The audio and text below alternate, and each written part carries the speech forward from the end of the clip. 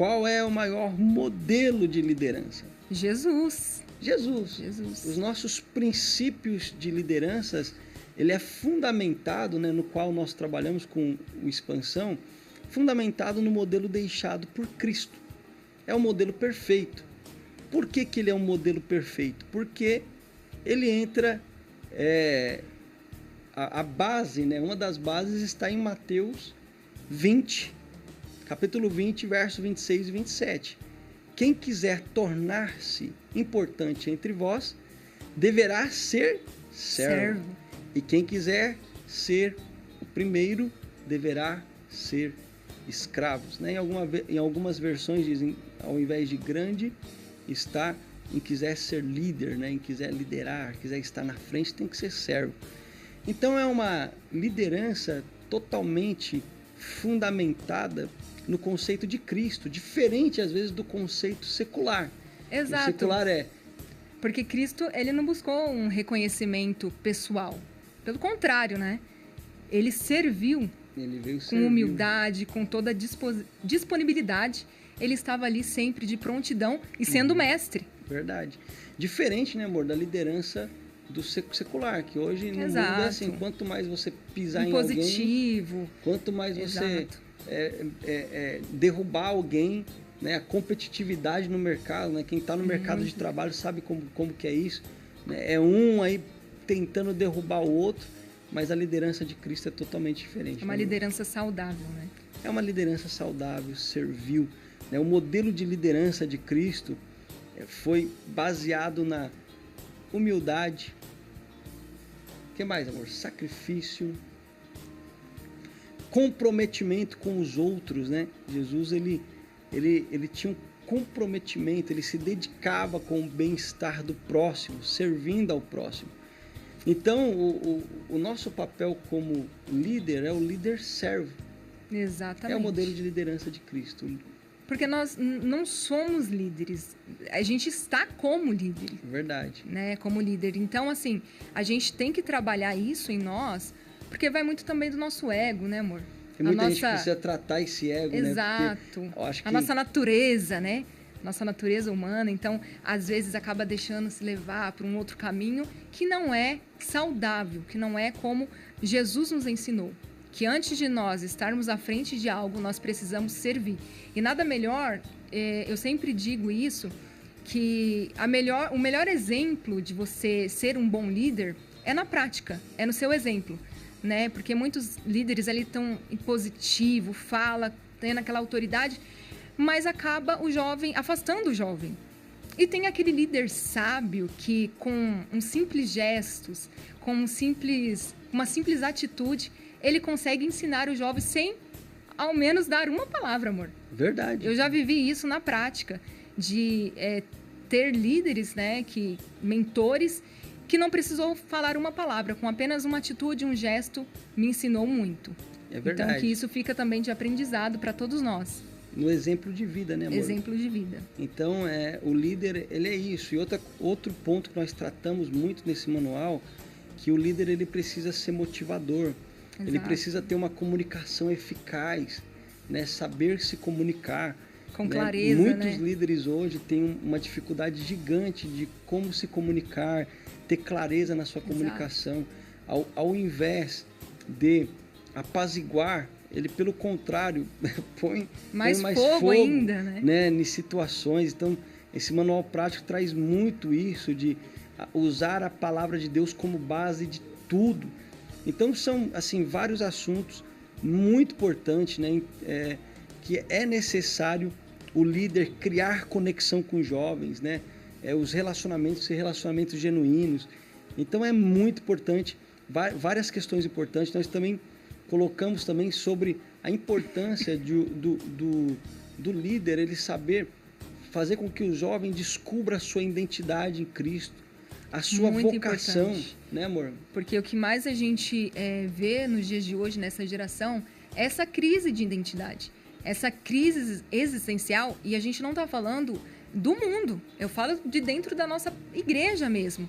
Né, por essa falta de confiança, de segurança, de se abrir com os nossos conselheiros, com a liderança, acaba afastando, se fechando, e por isso que nós temos muitos jovens com ansiedade, com depressão, por conta disso. Então nós precisamos despertar, não é verdade, amor? Verdade, precisamos despertar para isso e buscar aí ter uma clareza na nossa comunicação, uma transparência, para que o jovem tenha essa segurança de se abrir com a gente, né? É verdade. E você, hoje o jovem ele tem muito aquela questão de senso de propósito. Exato. O jovem hoje ele não faz nada se ele não se sentir parte. Ou se ele falar assim, olha, não é o meu propósito, não é o que eu... Né, o que a gente estava até conversando, eu e minha esposa estava conversando, que hoje a maioria dos adolescentes e jovens não fazem... Nós somos uma geração que nós fazíamos o que era necessário fazer, mesmo que não gostávamos. Exato. Porém, era necessário. Hoje o jovem não. Não faz sentido. Não faz sentido, né? Não tá na minha vibe. Às vezes aconteceu já várias vezes, já abrimos vaga aqui de emprego e o pessoal vinha, mas eu queria trabalhar no marketing, não tem? Não, a gente tem vaga no administrativo. Não, mas eu queria no marketing, então não vou querer, não, obrigado. E assim, precisando do emprego. Mas na nossa época, meu Deus. Mas é uma característica do jovem, você precisa entender isso e identificar ali qual que é o senso de propósito dele, né? Então, outro ponto assim, fundamental é o líder formar outros líderes, né? Nós como líderes, formamos outros líderes. Precisamos ser formadores, discipulador de outros líderes, né?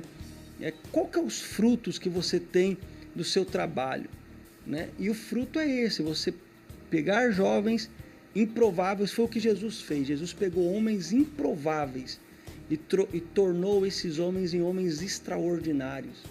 Foi o que Jesus fez. Homens que eram totalmente limitados. Homens que comumente não teriam nenhum tipo de sucesso. Homens que eram simples pescadores. Exato. Né? Homens que eram outros cobradores de impostos, que eram menosprezados pela sociedade na época. Deus pegou aqueles homens simples, improváveis, e fez deles homens grandes extraordinários. Homens que glorificaram o nome do Senhor, que sacudiram o mundo. E nós podemos também formar líderes.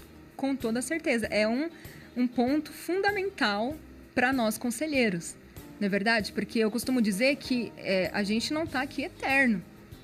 Vai ter uma hora que a gente vai estar aí... Passar o bastão, assistindo e aprendendo com eles, e eles estarão aqui em nosso lugar. Verdade. Só que isso cabe a quem?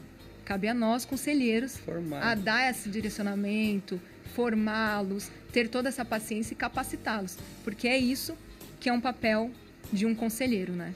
Será que você pode olhar para o seu ministério e dizer assim, esse pastor foi eu que formei?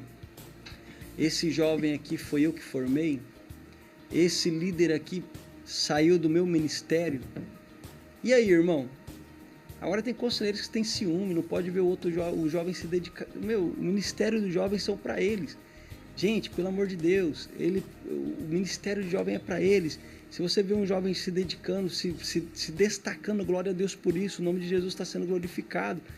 Incentive mais, trabalhe mais nele para que ele possa brilhar, para que a luz dele em Cristo Jesus possa iluminar toda a sala, não esconder debaixo da mesa, mas pelo contrário, fazer essa luz resplandecer, que é o reflexo da glória de Cristo. E nós colocamos também como escolher, né, amor, a questão, aquela máxima dos 3 Cs, que é você escolher com caráter, comprometimento e competência. E a gente traz no manual prático a importância de você colocar alguém... Ter esse discernimento, Ter esse discernimento de colocar alguém no seu barco. Né? E na sua devida vocação. Né? Verdade, saber escolher essa pessoa, ver qual que é a competência dela. Exato. E ver também se aquela pessoa tem um caráter. Porque é um combo, né? Verdade. Os 3 Cs. Porque eu costumo dizer que o maior culpado do barco quase naufragar com Jonas foi do próprio marinheiro. Exatamente. Do capitão, perdão.